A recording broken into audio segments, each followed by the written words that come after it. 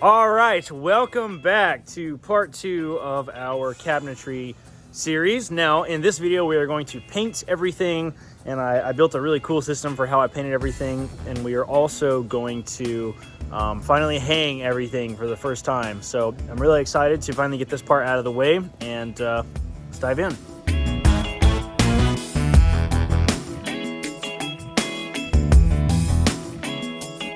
All right, next in line of things to do is to paint all of the cabinets. So let me show you kind of what my plan is, and we'll see if it all comes to fruition. So on all the cabinet faces here, I took some of these little cheap hooks from Walmart. I mean, you can buy these little cup hooks. They're really cheap. And I drilled a little pilot hole with the drill, and I put the cup hooks in here. Now these are, I was pretty careful to put them in the sides that we wouldn't really see. So like this would be the bottom, this is the bottom. So I put the holes in the side that doesn't really matter that much because you won't ever see it. We are going to take them and we're going to hang them. Now I have a little paint station out here I'm working on. I still got to string up all the plastic, but I have like this little secondary area over here, and I'm going to put the plastic up behind it. I think that's where I'm actually going to do the painting. And then when I'm done, I'm going to hang them all on this here. And I'm probably going to put some plastic up here just so it doesn't blow onto my neighbor's property over there. Yeah, we're gonna see if this works. Hopefully it does. I think I need to add some kind of support in the middle there. Probably just might put the ladder underneath it so it holds it up. But yeah, that's the plan.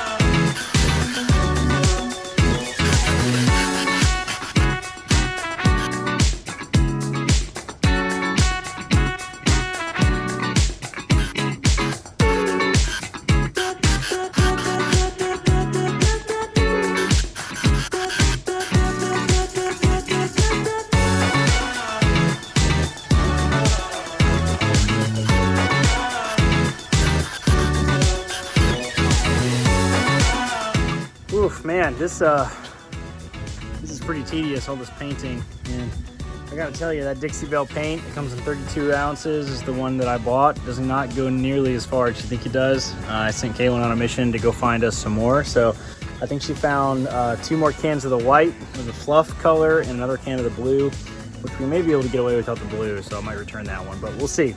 Let me show you what I got. So you can see our paint station out here. I don't know if I showed any final footage of what it looks like, but basically the spray kind of gets all over that area, and it's not really going over there, which is good. But I have some things drying over here. I got some white and some blue, and I didn't get that one painted, and I didn't get those painted yet because I ran out of the white. And over here we have some more white hanging. You can kind of see what I did. I got these heavy-duty metal hangers, and I got the hooks hanging on the hangers, which actually worked pretty dang well because I can just move the hangers around. Much better than having to do one side, let it dry, and flip it into the other side and all that. I mean, that would take forever. So, this way I'm getting both sides done all at one time. And that one's not supposed to be done on the back side, that's why it's not done. But yeah, they're drying here, and hopefully Kate will be back in a few minutes with more paint. All right, that was a lot. I have mask marks on my face. Caitlin helped me with the last little bit. Yeah, that was kind of challenging. Thank you. Bless you. Thank you. Probably breathing all the paint. We did wear masks though. Let me show you what we got. So this made a big mess, and there's overspray everywhere. So if you really don't want overspray, you really got to cover everything up. We got some hanging right here. We got all these hanging right here. And we have the blue ones hanging inside in the gym. And we got all these over here, including the long ones. So I'll let these dry for a little bit more. A couple spots on them we're not super happy with. Like you can see, I'm not sure you can see this on camera. It's kind of goopy right here in this corner. I'm not sure what happened. Sometimes the paint gun makes it a little hard. So we're probably gonna have to sand and wood putty in a couple places and maybe go back with the brush and clean it up just a little bit, but that's no big deal. We used a total of three 32-ounce bottles of white, the fluff color for the cabinets, and I used like 1.5 of the antebellum blue. I'll show you the blue cabinets in there. And here are the blue cabinets drying in here. We just hung them in here just so they'd be out of the way. And this looks really good. Super pleased with this blue. All right, my last coats of clear coat are drying on my cabinets. I did this stuff, this gator hide. It's just like a clear coat that goes on, and I mean, it was okay. I'm not crazy about this chalk paint solution, which we can talk about later, I think. But overall, my cabinets turned out pretty good. I'm just waiting on them to dry now, and we'll get them all installed. Just gonna attach all my drawer faces with pocket holes. Probably do, I don't know, one on each side, maybe a couple on the bottom, and just kind of wing it. We'll see how it goes.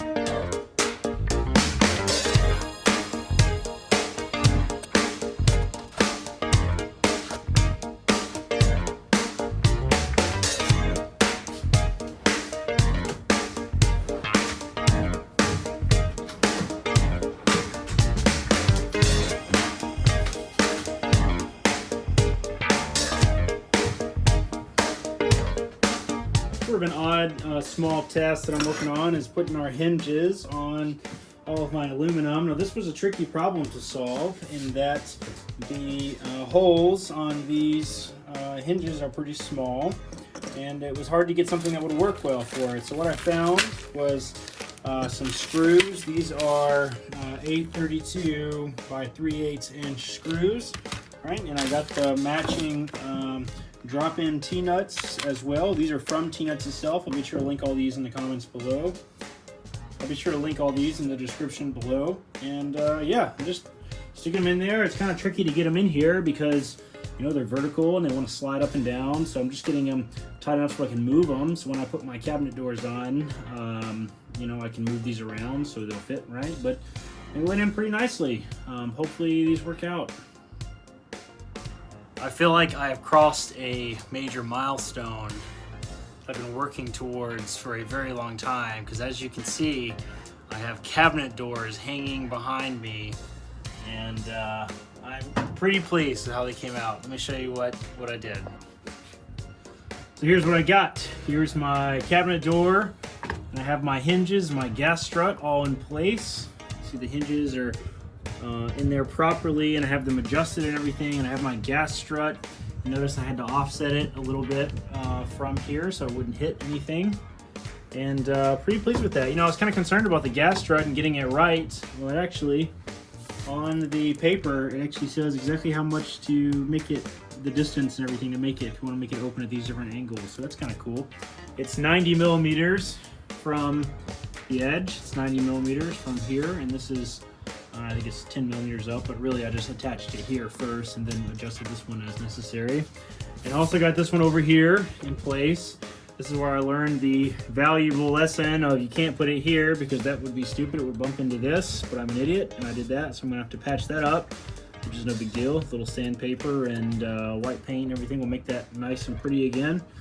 But yeah, one gas strut holds it in place. I don't think I'm gonna do another one. I mean, it's like it'll stay by itself. I mean, it doesn't shove it open or hit you in the face, and it like keeps it from closing on you, so that's good. And I need to adjust the gas strut height a little bit on one of them because you can see they lift uneven. But regardless, I have some of my first cabinet doors hung, which is very exciting. So Let us continue. Well, I've determined, one, I can't hang cabinets for shit, and two, I really hate hanging cabinets. I have successfully hung all the blue ones and all the white ones. We have the upper cabinets already done. I got all the white ones in as well. I do have a few things to correct. I'm not sure where this happened along the way, but somehow I do not have the perfect width on some things. So this drawer, I'm gonna trim 1/4 inch of it off. I need to realign these drawers just a little bit to get them a little straighter. And this door over here is a little snug. You can see that as well. And I've done all the adjusting I can with my hinges, and this is as far as I can get it, unfortunately. And it brushes the edge there. You see it's gonna scratch up all the paint. So I'm gonna have to trim this, re-veneer it, repaint it. Man, that's frustrating to have to redo paint and stuff, and I'm not happy about it. Now, I also destroyed the corner of this thing, putting it in. I don't know how I'm gonna fix that. So, finished work, baby. Never ends. You ready to go inside? All right, good boy. Come on, let's go inside. Let's go inside, good boy. All right, today we are going to start the finishing process. I guess finish the finishing process of our countertops. Let me show you what I got. So I have, this is just a piece of, I want to say maple, 3/4 inch maple, I believe that's what this is, because I'm pretty sure they did not have any birch. This is 3/4 inch maple, and you can see I put the veneer on the front, went ahead and did that and shaved it off. I'm going to sand it now, get ready to put the top coat on.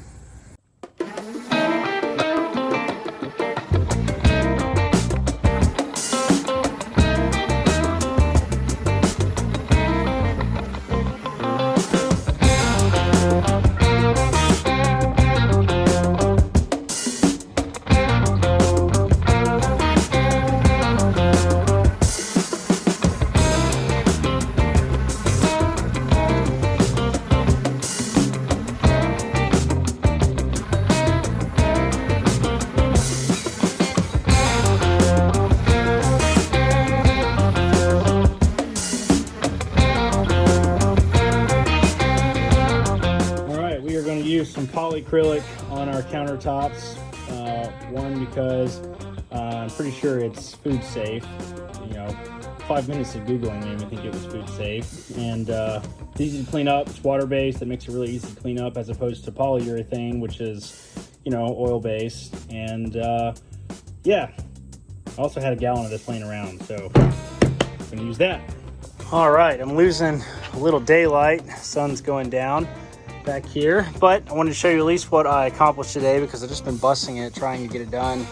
I didn't do a whole lot of filming. So first off, you know, I sanded and finished my countertops earlier. They turned out really nice. I did about 4 or 5 coats of the acrylic. I might do a few more, I'm not really sure. They turned out really nice. They look really good. I also went around with my wood putty to cover up all the holes from the shiplap that I put up. And then lastly, I built the little backs for the benches. You can see what I did here. Really nothing fancy. It's just little angled pieces. It looks pretty, you know, jerry-rigged back there. There's lots of odd shapes and sizes and stuff. And over here, I went ahead and put the hinges on. So this one will come back. You can stick like shoes and, I don't know, big puffy jackets, things like that in there. I'll put some kind of latch on the top here so it'll stay closed. And then also, and it's attached to the seat there. So it's really, really starting to look finished. And I gotta say, I can't wait to get to the end here. It's really exciting. And here are the finished countertops in the light. And it looks really good. Man, very pleased with this. You know, I was a little worried about using the natural tone of the wood, but it looks really good with the cedar over there and the ceiling.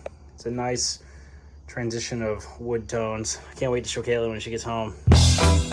All right, guys, thanks for watching. That's gonna do it for this one. I hope you enjoyed this second part of our 2-part cabinet series. Next is electrical, and I've already got it done and it all works well. So that's gonna be an exciting video to really show you how I built all the electrical system kind of from scratch. So I'm excited to check that out, and I hope you guys enjoyed it, and I'll see you next time.